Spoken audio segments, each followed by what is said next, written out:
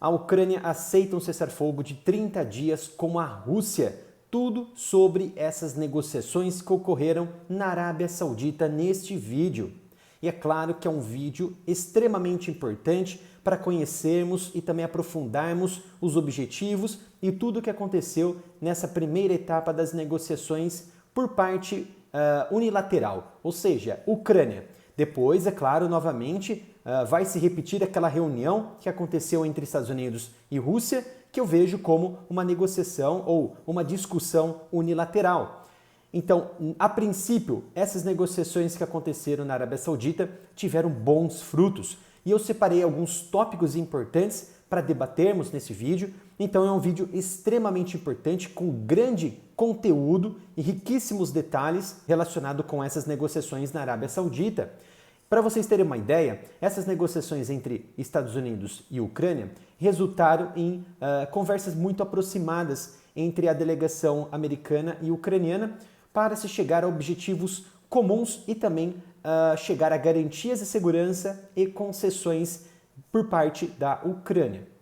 Para se terem uma ideia, o que aconteceu na terça-feira, onde a delegação ucraniana ela se juntou com a delegação de Donald Trump, eles buscaram amenizar o que aconteceu naquela reunião no Salão Oval da Casa Branca, onde houve aquela explosão de discussão entre Donald Trump com Zelensky com J.D. Vance, com o vice-presidente, e resultou ali numa tensão muito grande nas relações entre as partes e acabou resultando numa divisão de interesse entre as partes e empurrou a Ucrânia literalmente para o abismo, fazendo com que Donald Trump, seguindo o seu cronograma, o seu planejamento estratégico para o fim da guerra, pausasse de forma temporária a sua assistência militar e também de inteligência para os ucranianos. E o resultado, meus amigos, vocês já sabem o que aconteceu. Enxurradas de ataques que caíram sobre as cidades, principalmente a capital da Ucrânia, Kiev, após desligar esse apoio militar e também de inteligência para a Ucrânia, porque a Ucrânia passou a ficar ainda mais vulnerável sobre esses ataques que aconteceram recentemente por parte da Rússia. Então essa reunião ela é importante porque a Ucrânia ela vem negociando esse fim dessa suspensão por parte dos Estados Unidos e para melhorar essas relações com Donald Trump, que Zelensky já voltou atrás, disse que Donald Trump é extremamente importante para tentar pacificar o leste europeu, para trazer uma paz para a Ucrânia e encerrar de vez essa guerra. Mas essas negociações, se sentar à mesa de negociação, é extremamente interessante por parte da Ucrânia, porque ela quer também, talvez ela seja uma das únicas que querem realmente o fim desse conflito, mas ela busca o quê? Garantias de segurança.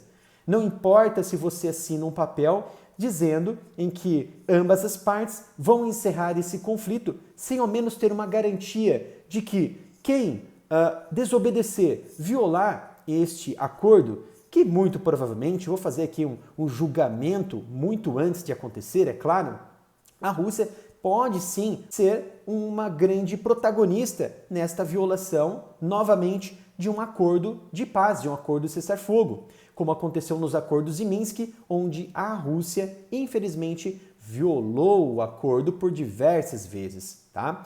Então, ela busca um interesse comum, estabelecer uma negociação com garantias de segurança em prol da Ucrânia.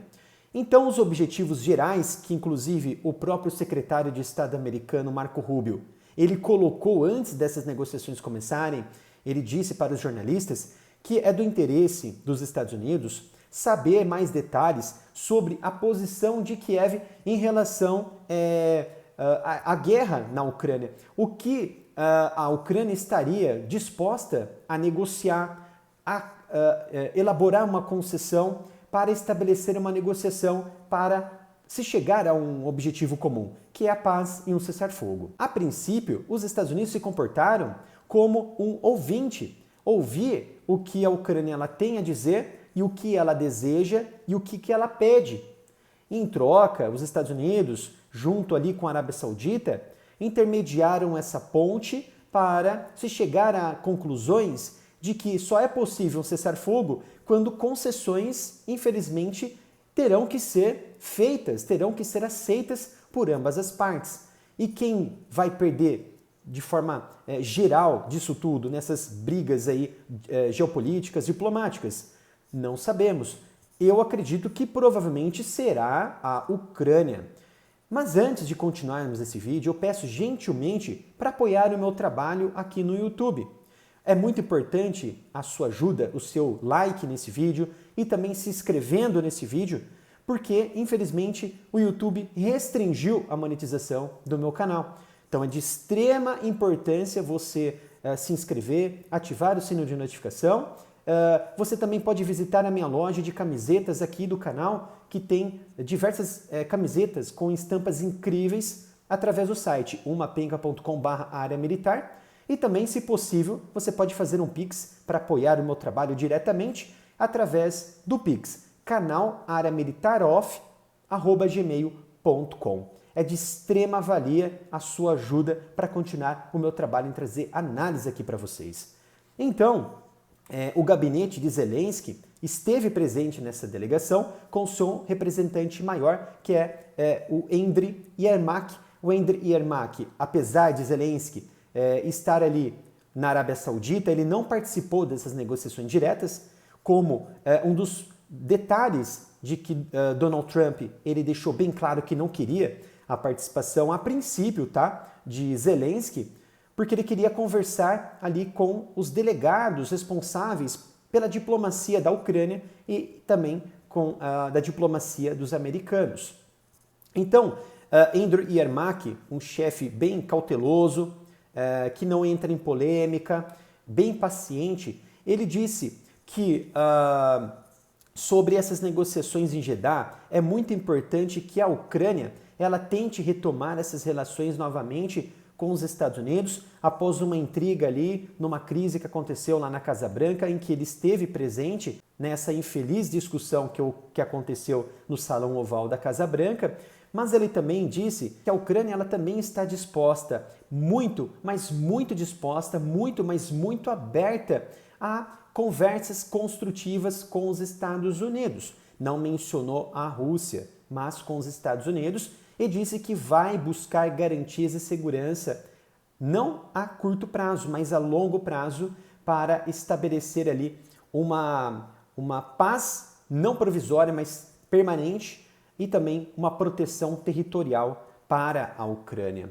Então, dentro dessas negociações, a Ucrânia, a princípio, ela tentará um processo de garantias de segurança que impeça que a Rússia ataque novamente um território soberano como a Ucrânia, colocando em desuso um acordo que seria extremamente importante para a paz, não somente do leste europeu, mas para toda a Europa e todo o mundo, porque essa guerra na Ucrânia ela resultou em uma questão de um efeito dominó na cadeia de produção de diversos setores econômicos do planeta, principalmente de petróleo, de gás, de matéria-prima, na fabricação aeroespacial, de defesa, principalmente também de itens e de recursos médicos.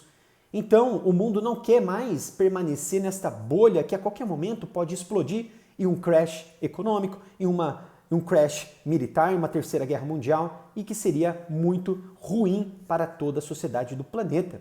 Então, o Kremlin, ele está disposto sim a negociar, mas também a Ucrânia ela quer garantias de segurança. E essa primeira etapa das negociações na Arábia Saudita foi extremamente importante para iniciar esse pontapé, vamos dizer assim, para abrir ali um acordo de paz.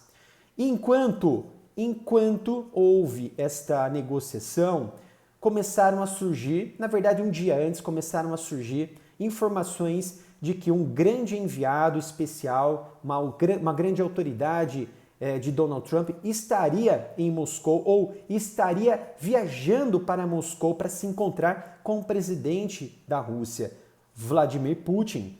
Quem é esse enviado especial? Nada mais é que o grande senhor Steve Witkoff, que vem trabalhando arduamente em questões muito sensíveis, principalmente no Oriente Médio, principalmente no leste europeu, principalmente em questões que envolvem assuntos muito sensíveis, pela sua paciência e realmente pelo seu dom de ser pacificador. Mas o Kremlin, quando foi questionado por jornalistas, ele não confirmou se o enviado especial de Donald Trump estaria viajando para Moscou para se encontrar de fato com Vladimir Putin. Ele também não negou e nem confirmou realmente essas informações, que colocaria sem dúvida que um grande acordo estaria acontecendo na Arábia Saudita. Porque se de um lado está acontecendo uma reunião extremamente importante juntando pontos, porque uma delegação estaria também viajando para Moscou, ou seja, serviria como ponte para uma negociação do que seria acordado na Arábia Saudita e que de fato aconteceu. Porque, diante dessas negociações iniciais, os Estados Unidos anunciaram que a suspensão, a pausa temporária no fornecimento e compartilhamento de informações de inteligência, de informações bélicas, estariam suspensas a partir de agora e que os Estados Unidos retomariam essa assistência militar para a Ucrânia e essa inteligência, tanto militar quanto de pessoal, para a Ucrânia, para as autoridades ucranianas. Por que isso é extremamente importante para Kiev? Porque a partir disso que a Ucrânia ela se prepara para um ataque da Rússia. Porque quando os mísseis adentram no espaço aéreo ucraniano, já é praticamente tarde demais, porque há poucos segundos, poucos minutos para o exército ucraniano se preparar para que suas artilharias interrompem e interceptem esses mísseis e também esses dispositivos aéreos para que não atinjam infraestruturas críticas, infraestruturas militares importantes, centros administrativos de governo. Então, esse retorno dessa assistência militar dos Estados Unidos vai trazer um novo gás que estava assolada por ataques aéreos da Rússia, em que ela não recebia informações quando esses sistemas estavam saindo do território russo, o que pegava o exército ucraniano muito desprevenido diante desses ataques. Então, as negociações na Arábia Saudita, a primeira etapa, já resultou em algo positivo para a Ucrânia. Mas isso tem, é claro, um preço. E vamos saber com detalhes os motivos disso tudo. Mas antes peço gentilmente, novamente, para você se inscrever no canal, se você ainda não é inscrito, dar um like, compartilhar esse vídeo e também acionar o sino de notificação para não perder nenhum conteúdo. E peço para você visitar a minha loja de camisetas através do site umapenca.com/área militar ou fazer um pix de qualquer valor para canalareamilitaroff@gmail.com, que vai ajudar e muito na continuidade do meu trabalho. Então, nesse primeiro resultado positivo dessas negociações na Arábia Saudita para a Ucrânia, foi a retomada do compartilhamento militar e também de inteligência. Mas vejam só, lembrem-se que Donald Trump ele havia bloqueado totalmente a assistência militar e inteligência para a Ucrânia, certo?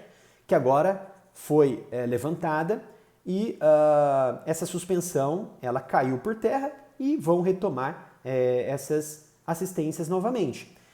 Nesse momento, Donald Trump ele criou um outro mecanismo de barganha para fazer uma negociação com a Ucrânia. Olha só a jogada de Donald Trump. Então, ele criou um empecilho para a Ucrânia, que a Ucrânia ela, passou a discutir esse novo empecilho para abrir uma brecha para uma negociação. E é o que aconteceu nesse momento.